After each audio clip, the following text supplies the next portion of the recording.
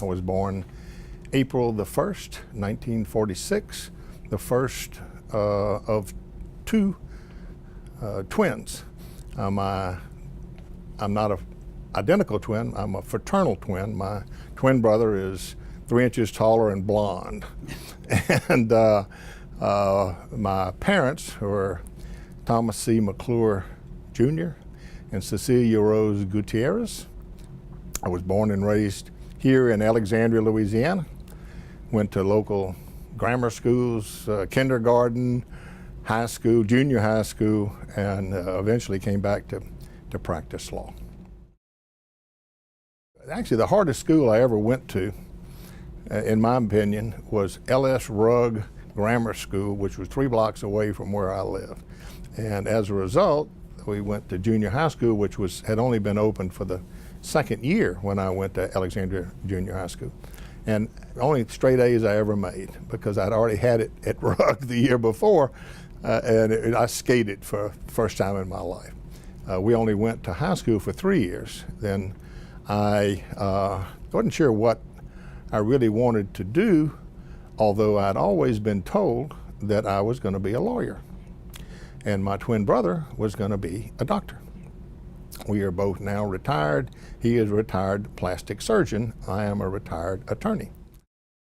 My brother and I were pretty good athletes. My brother was a much better athlete. He was all-state defensive end and went to Tulane on a football scholarship. I was a little bit of a quandary. I was student council president at Bolton, which meant that I got to announce the weekly assembly. Well, it was law day, and our Congressman Gillis Long was the speaker, and he announced to the assembled gathering that he had given me an appointment to the United States Naval Academy, so I said, I better go.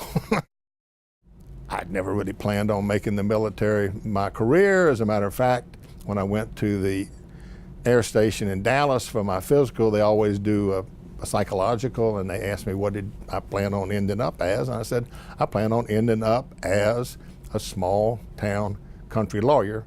In my mind, Alexander fit that bill. And sure enough, I went there, and my mother died suddenly from leukemia. And my father wanted me to come home. It was at the end of my second year, so dutiful son, I transferred. Well, by this time, my twin brother had dropped off of the football team. He wanted to go to medical school, and they wanted him to take all of his labs in the summertime. He wanted to get into medical school.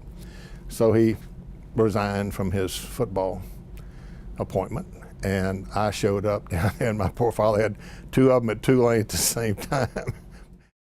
The United States Naval Academy is an engineering degree, and I didn't want to be an engineer, and so I lost a lot of hours that I already had. And so I didn't have some required courses like 2 semesters of English. So I took them at Tulane in the summertime. Well, it turned out those 2 semesters were the second 2 semesters which were identical in course content to what I'd already had at the Naval Academy. Again, I did quite well, having been tested on it once already. And met the love of my life, Judith Elizabeth Jenkins, and her father was a music professor there, and so we dated, and then I went on to law school, and we were married at the end of, and when she graduated, because if we had married before then, she would have lost her tuition-free ride at Newcomb, and we couldn't afford that, so.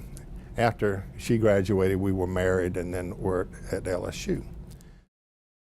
Real legal work I remember that I had that I could have used a little more help with. My father was having bypass surgery or something, and he had set up this closing for the land that Sears bought as part of the Alexandria Mall was brand thing, and they required that they wanted to own their place. They weren't going to lease it. So there was this big, long list of requirements, and my father had done some of it, but not all of it, and I had to complete that. And the one thing I remember was we were sitting around, and there was a conference call with the title lawyers in Baltimore, and they were going over my title opinion, and it didn't have very many notations in it because this family had owned it a long time. He said, well, why didn't you go back further? I said, well, I would, except you folks came down here doing the recent unpleasantries and burned our courthouse, and there are no additional records that go back past those dates. And we all got a big laugh out of that. We had a case where there were two possibilities. One was these two people met up unbeknownst, unplanned, with each other in a setting, a rural setting. One guy was huge, 260, not an ounce of fat on. The other guy was smallish. There was really bad blood between these two families. And the plaintiff, who was the smaller guy, said that when he looked up and saw this big fella coming up these steps into this place of business, that the big guy just hauled off and busted him in the head and fractured the zomatic arch of his eye. And the big guy said, oh no, that's not what happened. Yeah, we did meet up unbeknownst, and the little runt was so scared he turned around and ran into a post. And these two cannot coexist. And so we tried the case over in Leesville to a jury for a couple of days, and the jury came back. Verdict essentially was ran into a post, which was contrary to all the medical testimony. And so it was about a year later, I happened to be at locally and saw a guy on a bench that looked familiar, and looked at him and he said, you don't remember me? And I said, well, not really. He said, I was on that jury and I was the foreman. I said, you were? And I said, I'd long since quit asking jurors right after a trial why they did what they did, because it was always because I thought I had really set the hook on something. It was never that. And so I said, well, how did y'all come to the conclusion that you did? And of course, we'd done voir dire about, do you know these people? Any reason you can't? No, we're pure as the driven snow.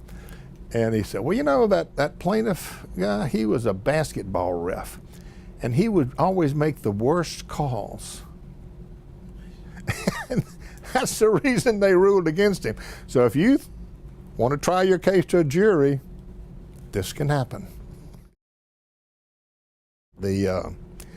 I got involved and came back here, and you were supposed to, our family history was to be civically involved, and of course involved in your church. I've been senior warden. I've been, I'm an Episcopalian, and when our diocese divided, I was the vice chancellor, assistant lawyer.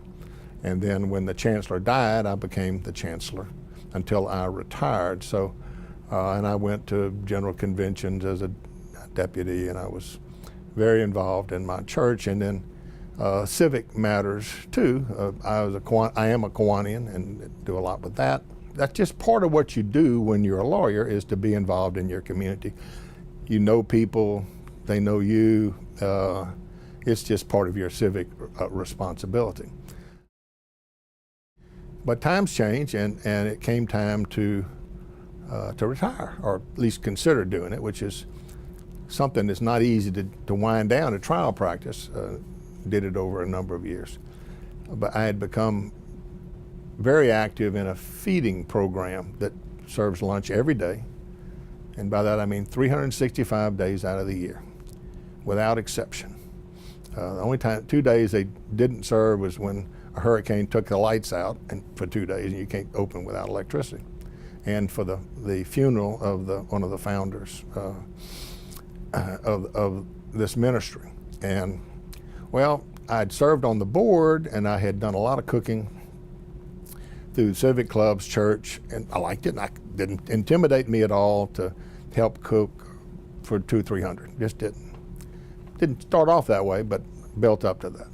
And I was on the board of this organization and could look at the financial statements, and these people, we're about to go out of business, and we can't afford to pay our director. So I said, look, I'll do it for free for at least 3 months.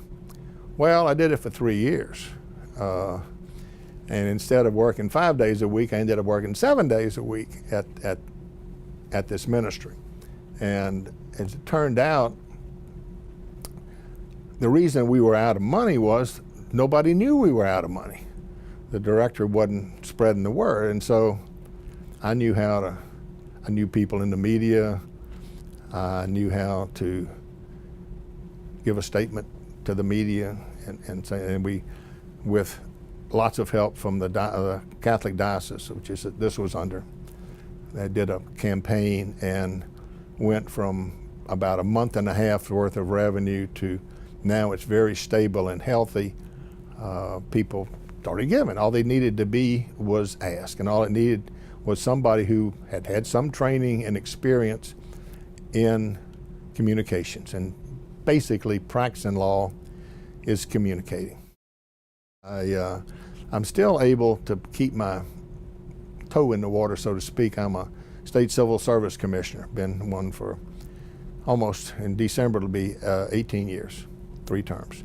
And I think if they'll pick me one more time, I'll do it. I've enjoyed it. It's been a little different. It's kind of it's a judge type thing in rule setting. So that's kind of where I am.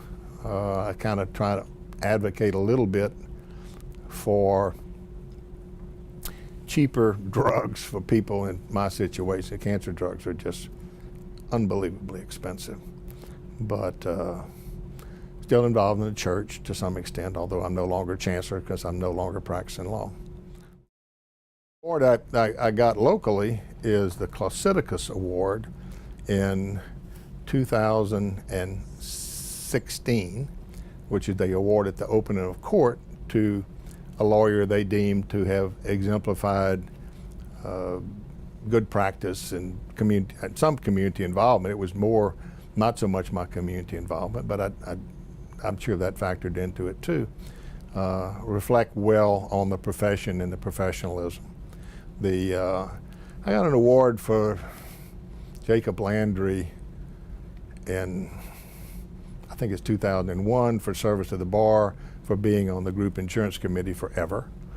And I have one from, I had to pull it out, from the Alexandria humanitarian group for doing good stuff. I think it's primarily from Manor House. I'm an honorary canon in the Episcopal Church in probably 2004 from the then bishop. They give it to you, and I have the canon. It's a little toy canon for service to the church. I'd like to be remembered as professionally, as a competent, honorable lawyer, as a father, as a husband, a dutiful husband who provided for his wife and family. His father educated, directed his children to become useful and educated and involved citizens, and I think I've pretty much done that. And you know, it comes down to kind of the summary of the law. I like to be known that I love the Lord with all my heart and my neighbor as myself, and beyond that, that's all about all you can do.